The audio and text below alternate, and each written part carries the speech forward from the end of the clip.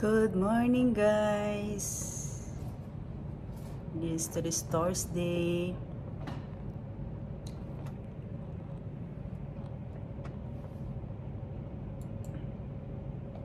So anyway, guys, kung nakikita niyo yung likod ko, ayan. Wala nang laman yung ano ko, shelves. So sa araw na ito, guys, ano lang, hindi pa kami naka-move out.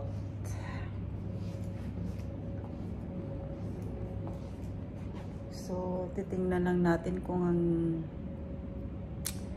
actually ko hindi ko alam eh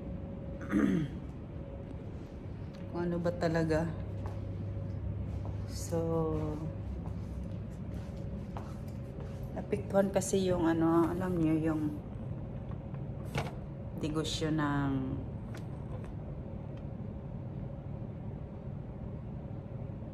ano, ng oil and gas ba. So lalo na, diba, mayroon ngayon mga gira-gira, so hindi pwedeng walang mapiktuhan. So sa ngayon, pinagdasal lang natin na sana tuloy-tuloy pa yung trabaho natin. Kasi sa ngayon, di ko pa alam eh. Although, ano, nag-aanap naman sila ng opisina. Parang hindi pantay yung kilay ko. Mataas dito. Anyway. Naghintay pa ng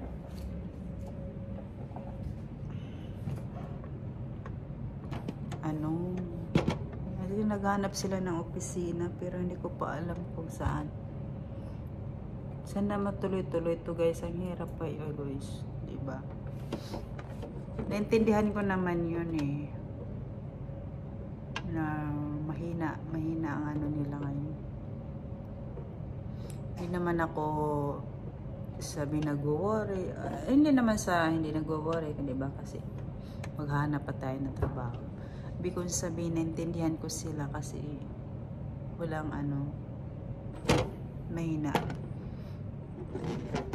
So, ganun talaga, guys. Be ready. Pero, sa awa ng Diyos, sinabihan man ako ng amo ko na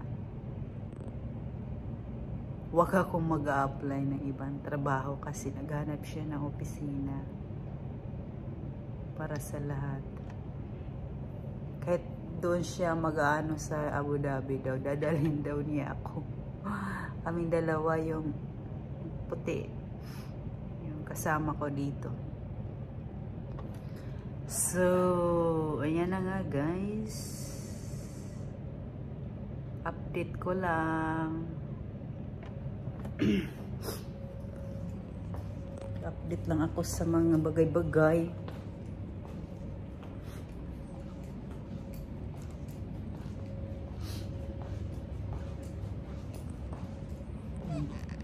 Kaya kung nagtataka kayo, hindi ako masyado active sa, alam mo, sa mga live kasi busy kami.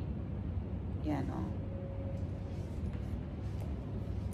Busy kami. Kahit doon, oh, wala nang laman to. O, diba? Tapos na siya, guys. Ang liligpitin na lang itong computer ko. Sabi ko nga, gagamit pa ko ng computer kasi meron pa naman kaming kuryente, tsaka yung internet. So, gagamitin ko pa. Kasi,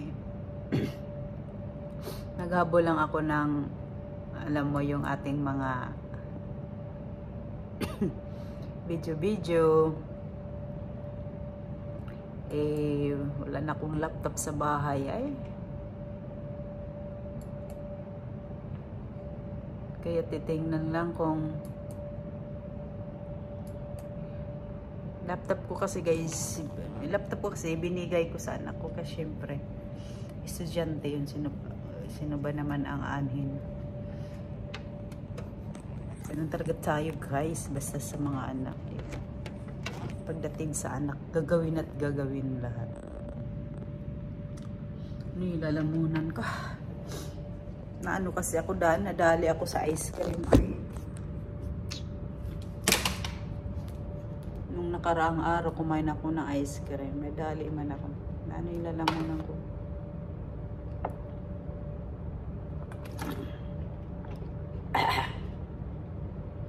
Pero nagmugbog na ako ng asin at saka asin na maligamgam ba? Aligamgam na tubig na may asin. Saka kumain ako ng tsokolate. Siguro doon na ganun. Sa tamis.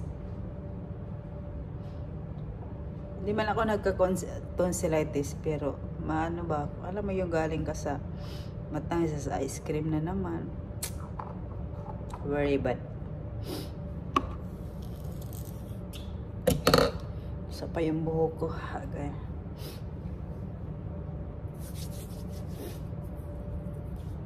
Kakamis naman din yung area na to kasi malapit na ako sa metro. Pero yung amo ko mabait. Wag daw ako maghanap ng trabaho.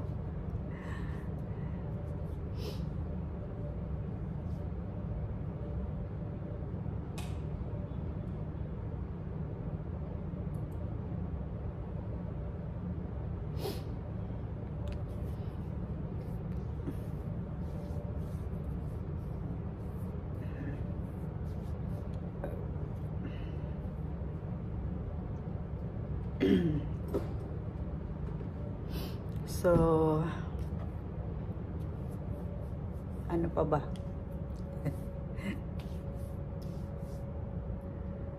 Ayan na nga. Hindi na nga.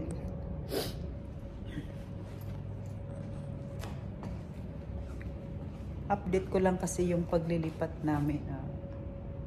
Marami yan.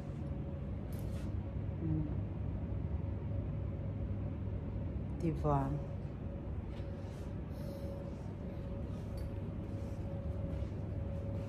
Miss ko rin yung dito, yung alam mo yung tingin-tingin ka sa bintana.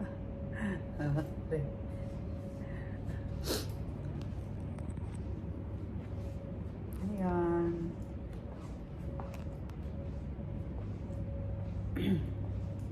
Eh sabi ko kasana ako mapunta. Sabi ko pag wala pang idadaling ko to sa bahay. Tanim ko to eh.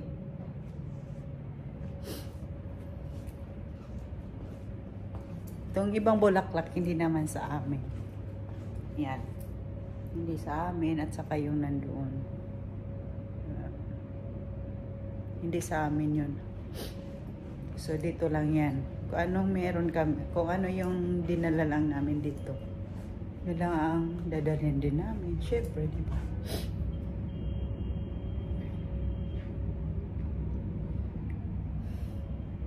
Tingnan nyo guys sa labas, oh. Kita ba? Hindi kita.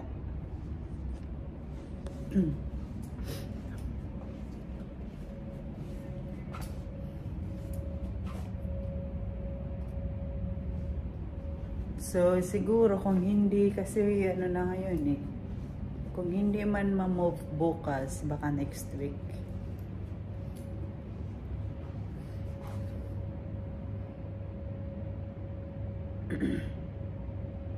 Next week siya maghanap lalabas dito kasi hanggang na lang kami dito eh.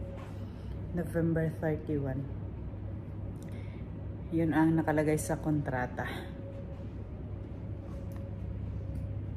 yung kontrata sa ano ba yan, yung tenancy contract. So kailangan kailangan talagang before that maka-out na kami kasi kung hindi may penalty yata yan. Alam ko may penalty yun.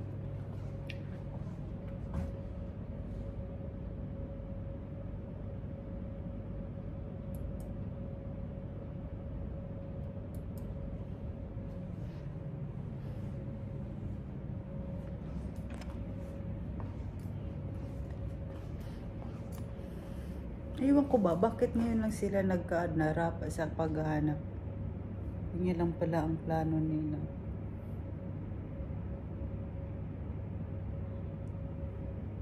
Yuck. Pasensya na kayo sa aking hindi ako nakapunta sa inyong mga live kasi ito yung dahilan. Ito yung dahilan kung bakit wala ako sa niyo kasi ito yun, nagpapaking kami.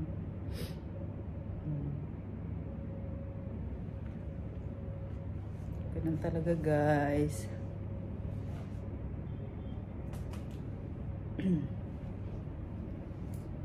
Buti na nga lang, madali lang yung packing namin kasi nung lumipat kami dito, di kami nagdala ng furniture kasi meron na dito.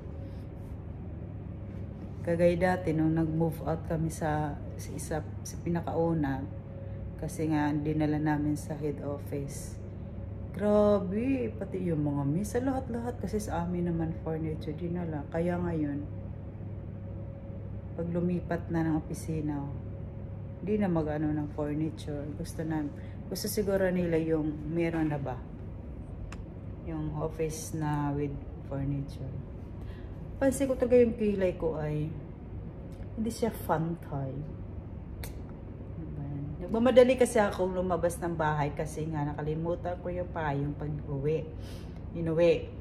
Hindi ko na uwi yung payong ko nandito na iwan. So, mainit-init pa. Diyos ko. Medyo malayo yung lalakarin ko. Kaya sabi ko maaga ako. Aalis ng bahay. Kasi mainit na nga. Alam mo na, ingatan ang ating mukha. Diba? Doon naman tayo mga babae. Hello. So, anyway guys.